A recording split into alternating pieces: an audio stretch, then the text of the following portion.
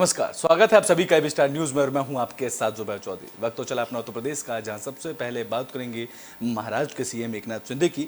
बता दें कि महाराष्ट्र के मुख्यमंत्री एकनाथ शिंदे डिप्टी सीएम देवेंद्र फडणवीस के साथ रविवार को अयोध्या के दौरे पर पहुंचे, जहां सीएम एकनाथ शिंदे ने महाराष्ट्र के मुख्यमंत्री पद पर काबिज होने के बाद पहली बार अयोध्या दौरा पर पहुंचे हैं।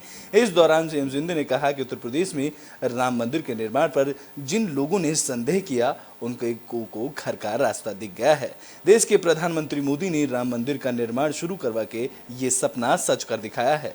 राम मंदिर का काम जोरों पर चल रहा है। उन्होंने आगे कहा कि मुझे खुशी है कि शिवसेना संस्थापक बाला साहब ठाकरे का अयोध्या में भव्य और दिव्य राम मंदिर निर्माण का सपना अब पूरा हो रहा है। इस दौरान उन्होंने प्रेस कॉन्फ्रेंस करते हुए उद्धव ठाकरे और कांग्रेस पर जमकर निशाना साधा। साथ ही कहा कि बीजेपी और शिवसेना की विचारधारा एक ही है। वहीं महाराष्ट्र के उप मुख्यमंत्री देवेंद्र फडणवीस ने कहा कि मुझे बहुत खुशी है कि आज रामलला के दर्शन के लिए मैं अयोध्या आया हूं। मैं राम जन्मभूमि आंदोलन से जुड़ा हुआ हूं। बता दें कि एकनाथ शिंदे की अयोध्या यात्रा के चलते अयोध्या में सड़कों पर जगह जगह उनके होर्डिंग और बैनर लगाए गए।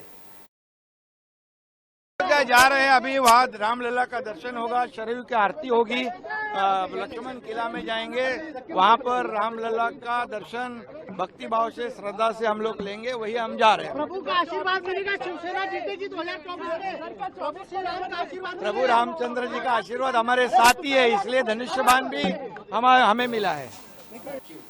तो बुलेटिन में बात कर लेते हैं गोंडा की, जहां मछली का शिकार करते वक्त जाल फेंकने पर एक मूर्ति हाथ लगी। बता दें कि गोंडा में मछली का शिकार करते समय एक युवक को मूर्ति मिली है। सिंगारा घाट के विसूही नदी में युवक को मां नव दुर्गा की मूर्ति मिली। इस दौरान लोगों की तरफ से मां नव दुर्गा की मूर्ति को अस्त्र धातु की होने की आशंका जताई गई, जिसके बाद सूचना पाकर पहुंची पुलिस ने मूर्ति को युवक से अपने कब्जे में ले लिया।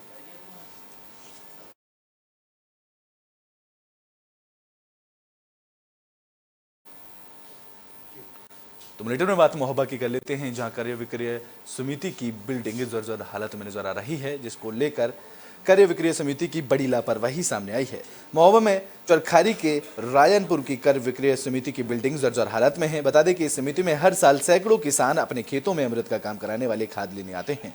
आखिर इस समिति के कार्यरत 3 सरकारी सहित कुल 11 कर्मचारी मौत के साए में अपनी ड्यूटी निभाते नजर आते हैं। वैसे इस समिति की कई इकाइयों का कार्यालय भी देखा गया है, लेकिन समय के साथ हर समिति अध्यक्ष इसकी सुध भूल जाता है। तो बता दें कि क्रय विक्रय समिति की बिल्डिंग के काम कराने वालों को जो भी अपनी जान माल की चिंता सताती रहती है। हालांकि पूर्व अध्यक्ष कैलाश गुप्ता के कार्यकाल में समिति की दशा और दिशा बदलने का प्रयास किया गया था, लेकिन कहानी बदली नहीं। कोरोना काल के बाद कैलाश गुप्ता की मृत्यु के बाद ही समिति के प्रभारी बने ओम प्रकाश सिंह सेंगर ने भी इसका हालत सुधारने का प्रयास किया, लेकिन अब तक इस बिल्डिंग की हालत जर्जर नजर आ रही है। गड़बड़ नहीं है कि वो जो गिरने लायक हो। मैं अपने आप में ही देख रहा हूँ, मेरे सामने ही धपरे गिर रहे हैं। नहीं, वो सही है, वो नीचे से धपरे जो छूट जाते हैं उनको गिरा दिया जाता है, लेकिन मजबूत है। अगर वो ये गिर जाए इसका जिम्मेदार कौन होगा? वो गिरने लायक ही नहीं है, गिरेगी नहीं। बहुत पुरानी बिल्डिंग है, अच्छी है। मैं आपको दिखा रहा हूँ, धपरे गिरे हुए हैं बिल्डिंग के। तो बुलेटिन में बात प्रयागराज की कर लेते हैं, जहां दबंगों की दबंगई का मामला सामने आया है। बता दें कि दबंगों ने गरीब पीड़ित की जमीन पर कब्जा किया, जिसका वीडियो सोशल मीडिया पर वायरल हो गया।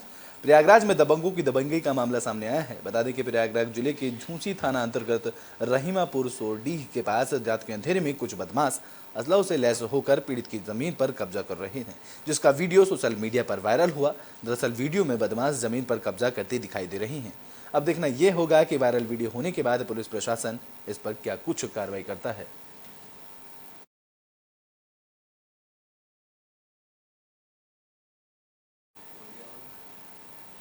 तो बुलेटिन में बात संभल की कर लेते हैं, जहां हैवान पति ने मामूली विवाद के चलते पत्नी को तेजाब पिला दिया। संभल में एक पति की हैवानियत सामने आई है। दरअसल पत्नी से विवाद होने पर पति ने उसको तेजाब पिला दिया, जिसके बाद पत्नी की हालत बिगड़ी तो उसे अस्पताल में भर्ती कराया गया। तो वहीं सूचना मिलने के बाद मौके पर पहुंचे परिजनों ने पति के खिलाफ हत्या के प्रयास में एफआईआर दर्ज कराई है। बता दें कि मामला संभल के थाना कुलफतेहगढ़ क्षेत्र के गांव छबाड़ा का है। आपको बता दें कि बीती 24 मई 2021 को मंदिर में योगेश ने मुरादाबाद की पीतल नगरी की रहने वाली 23 साल की ज्योति से प्रेम विवाह किया था। कुछ समय बाद ही दोनों का तलाक भी हो गया था। बता दें कि पति पत्नी विवाद होने के बाद 6 महीने तक अलग रहे थे। उसके बाद दोनों में समझौता हो गया, जहां बीते शुक्रवार को योगेश अपनी पत्नी ज्योति को बुला लाया, लेकिन किसी बात पर उनमें फिर विवाद हो गया, जिसके बाद पति योगेश ने अपनी पत्नी ज्योति को तेजाब पिला दिया,